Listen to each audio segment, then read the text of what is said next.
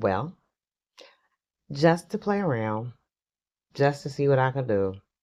Y'all, I played around up to 100 bills. That's my first 100 bill bouquet. And I wasn't really trying to place them right. I wasn't doing anything special. I was just farting around, cleaning up my workstation. It's dirty over here, y'all. My money all over the place. But I'm like, let me see what's up. I haven't done it. I kept saying I'm going to do one because I do want to do it. But look up. And you do not, ladies and gents, like I keep trying to tell y'all, do not waste your phone.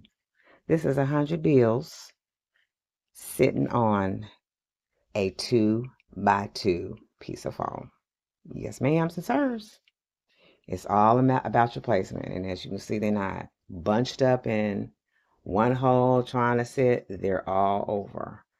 So, yeah, we're going to get into placement and how you go about placing them to achieve the dome effect. You can achieve just a straight out effect. But, yeah, I tested myself, y'all. So, just wanted to stop by and show you this little beauty. She turned out really cute. And this is not me trying to be my little perfectionist stuff. I just threw them bills in there just to see if I can do it.